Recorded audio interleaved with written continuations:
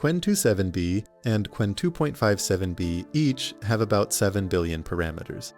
Yet Qwen 2.5 scores higher on 3 tests reported by the Qwen team. Math rises from 43.5 to 49.8, MMLU from 70.3 to 74.2, and HumanEval from 51.2 to 57.9. If the parameter count stayed the same, what produced these gains?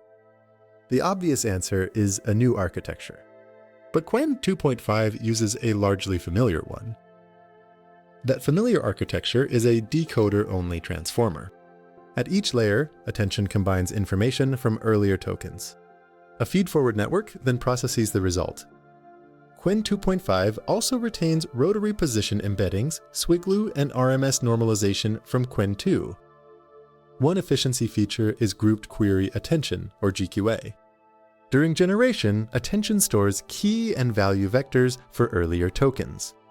In Qwen 2.5-72B, 64 query heads share 8 key value heads. This reduces the memory needed to store those vectors. But GQA was also used in Qwen 2, so the architecture alone does not explain the benchmark gains. The larger changes came from training, beginning with the data. The first data change is scale. Qwen 2 was pre-trained on 7 trillion tokens. Qwen 2.5 was pre-trained on 18 trillion, about 2.6 times as many.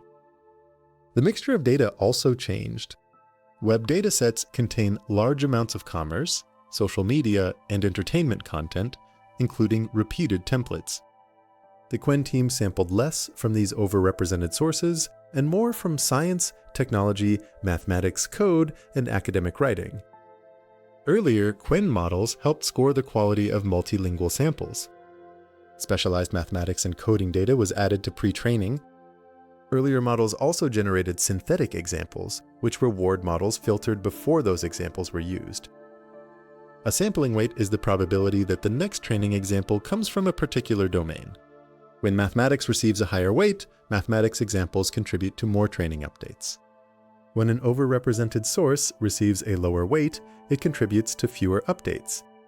Qwen 2.5 therefore changed both the amount of training data and the kinds of examples used during training. The report presents these changes together. It does not disclose the exact percentage assigned to each domain or measure how much each change contributed to the final results. Pre-training still teaches the base model to predict the next token. Turning that base model into an assistant requires post-training, which is where we go next.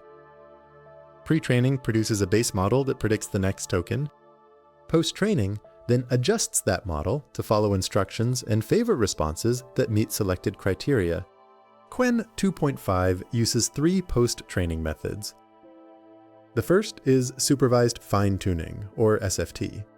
Each example contains an instruction and a selected response. Training makes responses like the selected one more likely.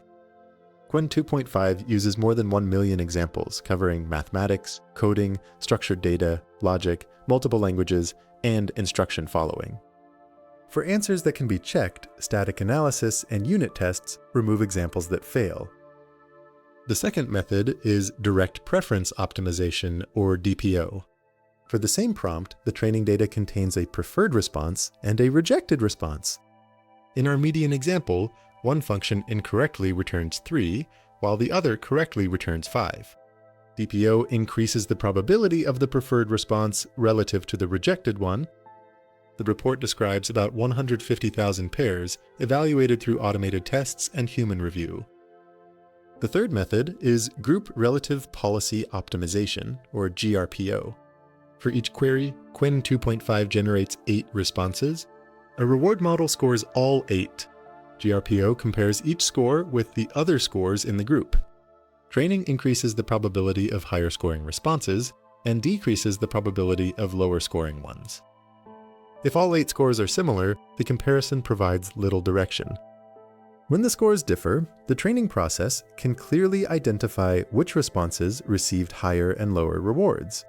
Qwen 2.5 therefore prioritizes queries with the greatest differences between their 8 scores. The reward model evaluates criteria such as truthfulness, helpfulness, relevance, and safety. GRPO depends directly on those evaluations. This leads to the next question. Does a reward model with a higher benchmark score actually produce a better assistant after reinforcement learning? The Qwen team tested this question, and the answer was no. Reward models ranked differently on different benchmarks. More importantly, a higher reward model benchmark score did not consistently produce a better assistant after reinforcement learning.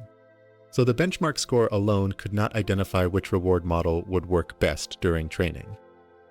This is an example of Goodhart's law.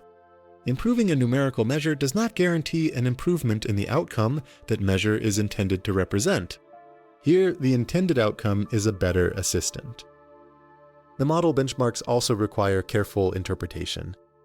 In the base 72B comparison, Qwen 2.5's math score rises from 50.9 to 62.1, and GPQA rises from 37.4 to 45.9. But HumanEval falls from 64.6 to 59.1, and Winogrande falls from 85.1 to 83.9. Each benchmark tests a different set of tasks. These results show improvements on some tasks and declines on others. They do not show that Qwen 2.5 performs better on every task. The report also compares Qwen 2.5-72B instruct with the much larger Llama 3.1-405B instruct. Qwen 2.5 scores higher on Math and Live Code Bench. Llama scores higher on MMLU Pro, GPQA, HumanEval, and IFAval. Neither model scores higher on every reported test. Benchmark scores describe performance on the tasks being tested. They do not establish how a model will perform on every task. With that distinction in place, let us return to Qwen2-7B and Qwen2.5-7B and summarize what changed during training. Qwen2-7B and Qwen2.5-7B have the same parameter count and largely the same architecture. The main differences are in training. Qwen 2.5 used 18 trillion tokens instead of 7 trillion, sampled more mathematics, code, science, technology, and academic text, and used SFT, DPO, and GRPO during post-training. Parameter count alone cannot predict model performance. A complete comparison must also examine the training data, post-training methods, results on individual benchmarks, and the performance of the final assistant.